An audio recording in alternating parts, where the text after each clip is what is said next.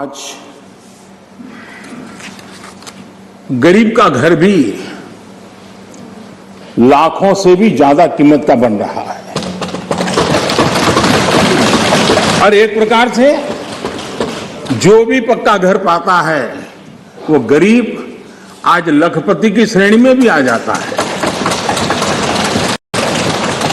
कौन हिंदुस्तानी होगा जिसको इस बात को सुनकर के गर्व न हो कि आज देश के गरीब से गरीब के घर में शौचालय बना है।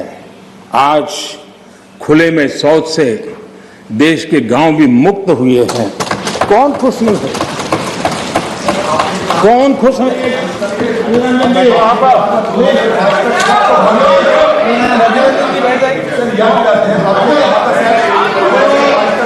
तरीका ठीक नहीं है।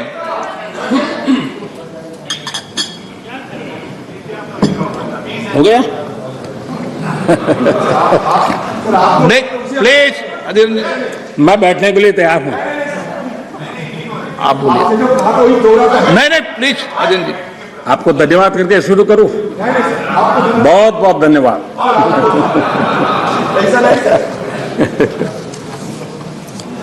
आपका प्यार अजरा अमर रहे।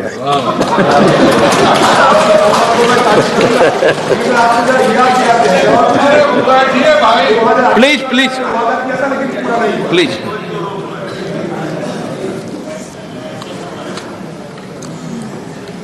आजादी के इतने सालों के बाद गरीब के घर में भी जब रोशनी होती है तो उसकी खुशियां देश की खुशियों को ताकत देती है।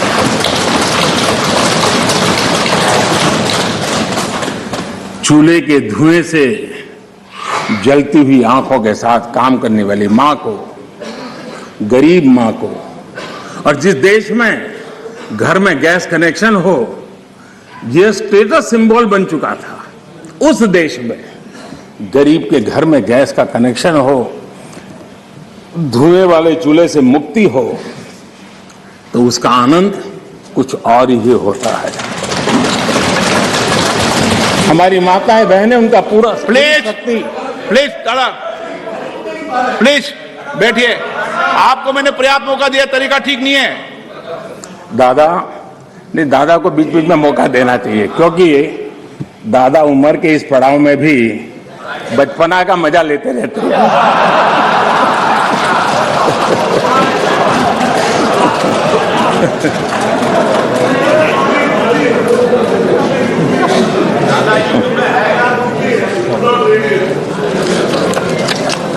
आज गरीब का बैंक में अपना खाता हो,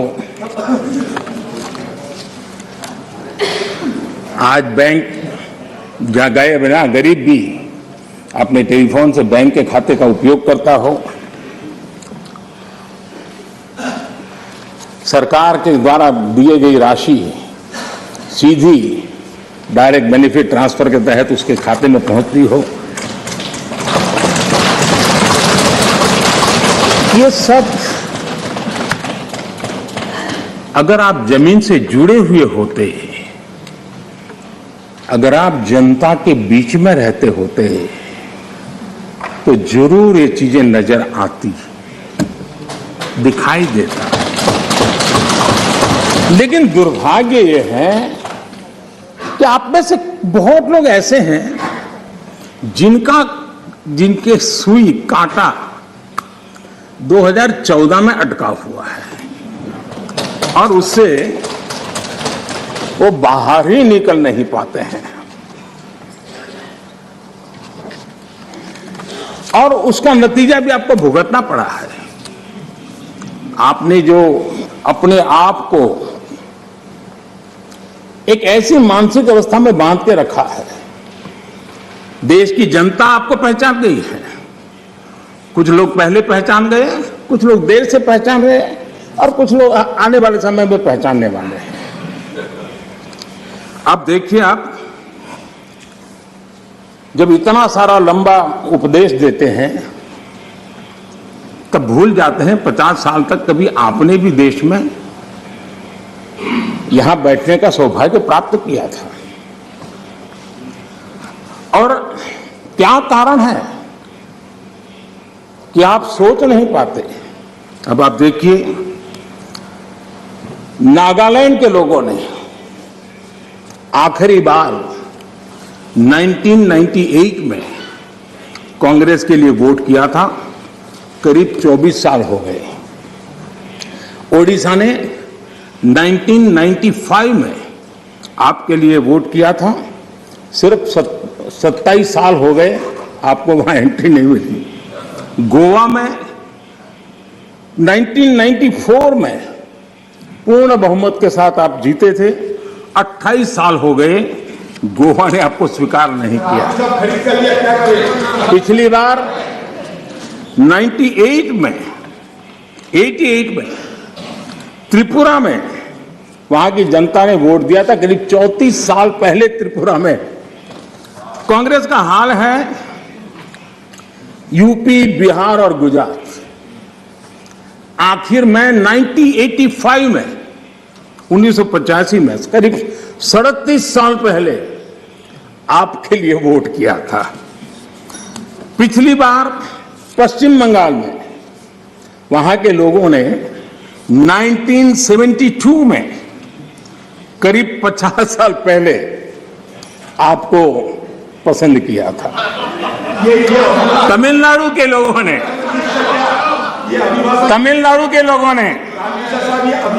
प्लीज तमिलनाडु, मैं इसके लिए सहमत हूं। कागज लेके बाद में बोल लेना। अगर आप उस मर्यादा का पालन करते और इस जगह का उपयोग न करते, और बड़ा दुर्भाग्य है देश का कि सदन जैसी पवित्र जगह देश के लिए काम आनी चाहिए, उसको दल के लिए काम में लेने का जो प्रयास हो रहा है, और उसके कारण जवाब देना हमारी मजबूरी बन जाती है। जवाब देना हमारी मजबूरी बन जाती है।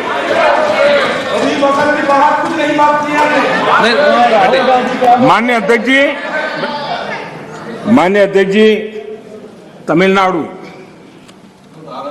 आखिर में 1962 में, यानी करीब 60 साल पहले आपको मौका मिला था। तेलंगाना बनाने का श्रेय लेते हैं, लेकिन तेलंगाना बनने के बाद भी वहां की जनता ने आपको स्वीकार नहीं किया।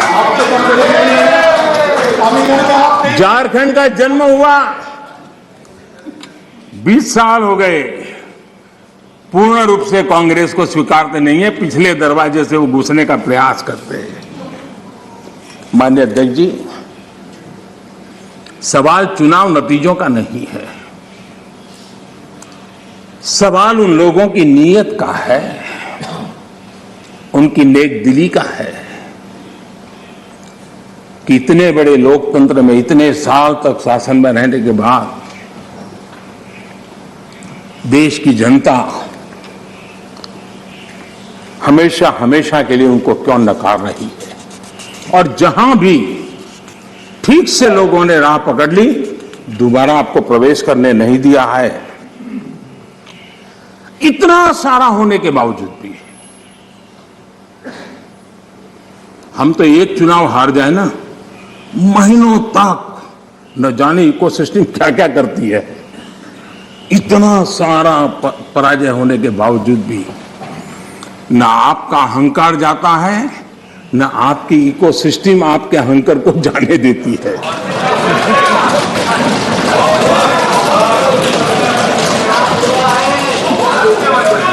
घबराइए। इस बार अधीर रंजन जी बहुत सारे शेर सुना रहे थे। चलिए मौका मैं भी ले लूं।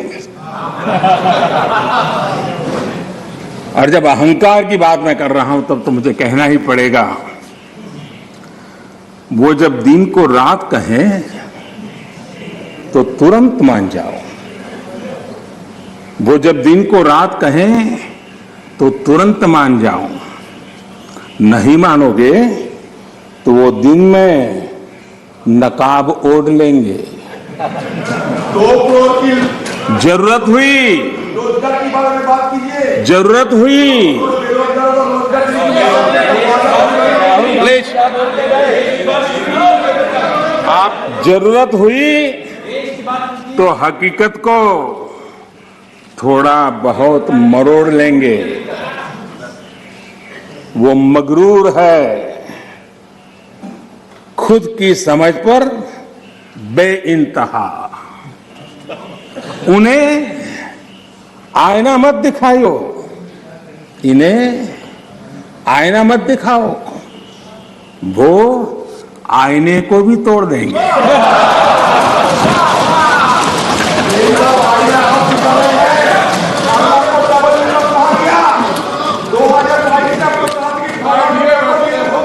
Please please please please please. आदरणीय अध्यक्ष जी, आजादी का अमृत महोत्सव, आजादी के 75 वर्ष में आज देश आजादी का अमृत महोत्सव मना रहा है और देश अमृत काल में प्रवेश कर रहा है। आजादी की इस लड़ाई में जिन जिन लोगों ने योगदान किया, वो किसी दल के थे या नहीं थे, इन सब से परे उठ करके देश के लिए जीने मरने वाले लोग, देश के लिए जवानी खपाने वाले लोग, ये हर किसी को स्मरण करने का, पुण्य स्मरण करने का अवसर है और उनके सपनों को याद करते हुए कुछ संकल्प लेने का अवसर है। आदरणीय अध्यक्ष जी, हम सब संस्कार से, स्वभाव से, व्यवस्था से लोकतंत्र के प्रतिबद्ध लोग हैं और आज से नहीं, सदियों से हैं। लेकिन यह भी सही है, आलोचना ये जीवंत लोकतंत्र का एक आभूषण है, लेकिन अंध विरोध ये लोकतंत्र का अनादर है। सबका प्रयास, इस भावना से भारत ने जो कुछ हासिल किया है, अच्छा होता, उसे खुले मन से स्वीकार किया गया होता, उसका स्वागत किया होता, उसका गौरवगान करते। बीते 2 सालों में 100 साल का सबसे बड़ा वैश्विक महामारी का संकट पूरी दुनिया की मानव जात झेल रही है।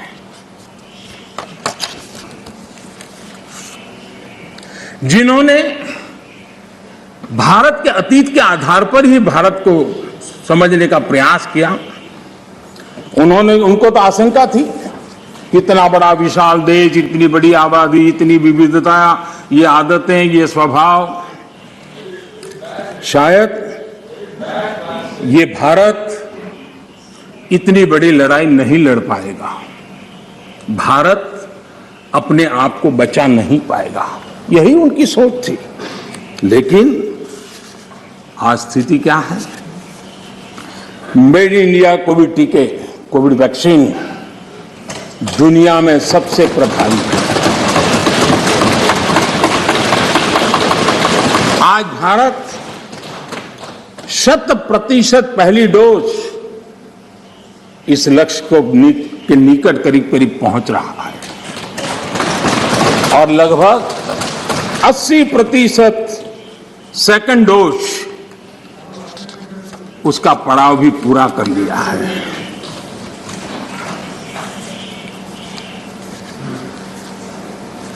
माननीय अध्यक्ष जी, कोरोना एक वैश्विक महामारी थी, लेकिन उसे भी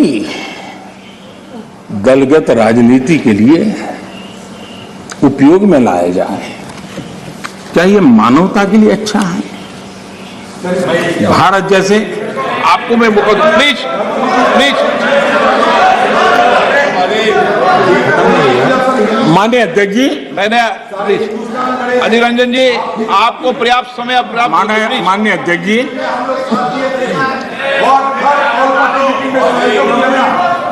प्लीज प्लीज माननीय अध्यक्ष जी, मैंने तो किसी का नाम नहीं दिया।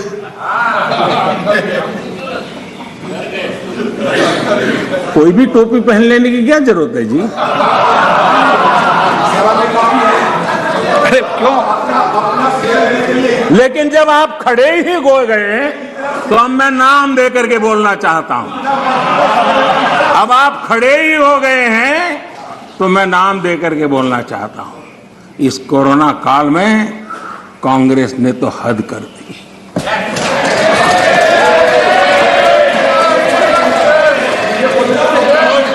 पहली लहर के दौरान मौका दूंगा आपको, प्लीज।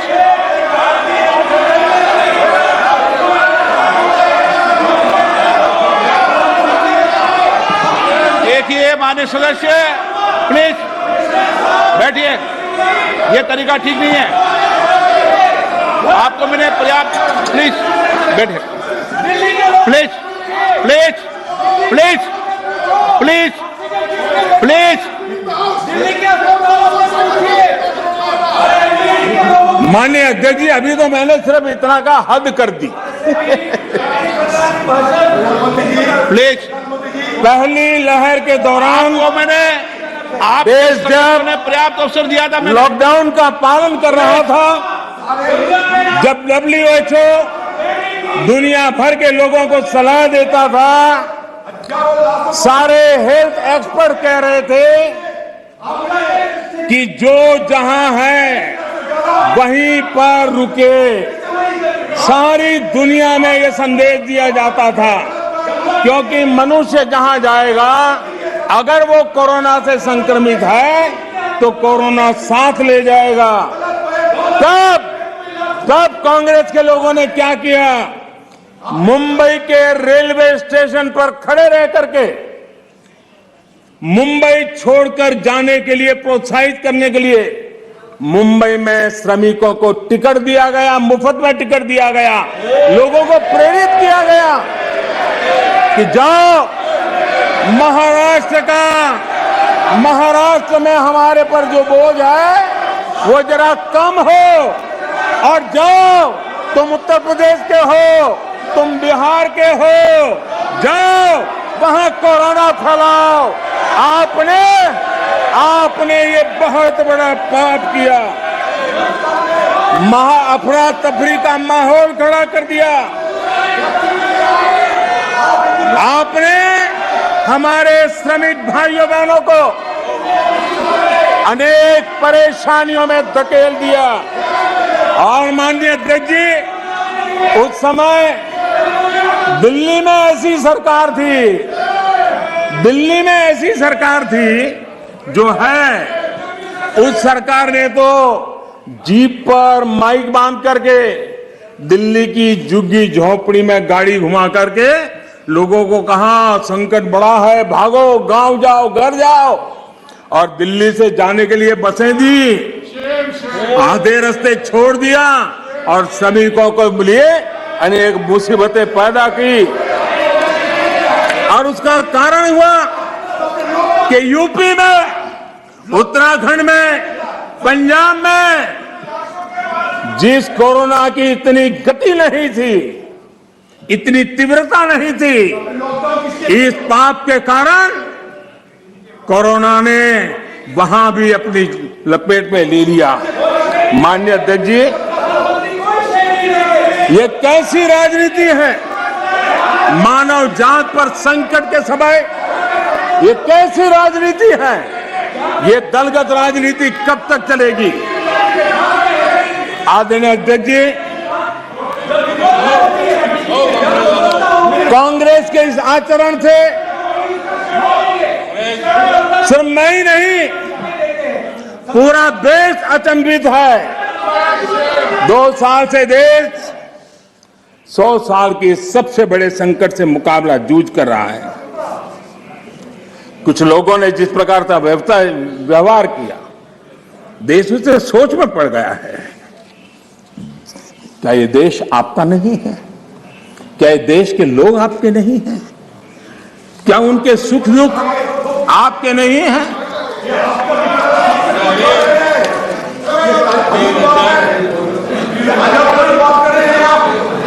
इतनी बड़ी संकट आया, कई राजनीतिक दल के नेता जरा आत्मनिरीक्षण करें।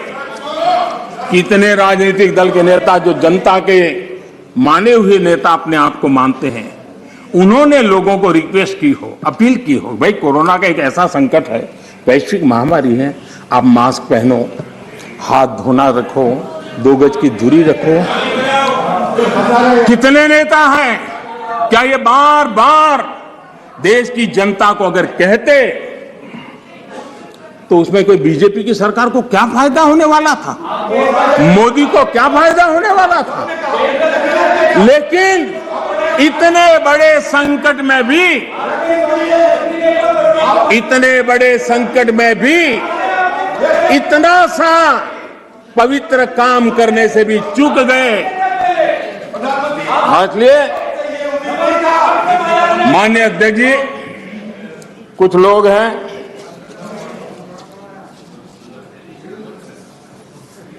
उनको ये इंतजार था कि कोरोना वायरस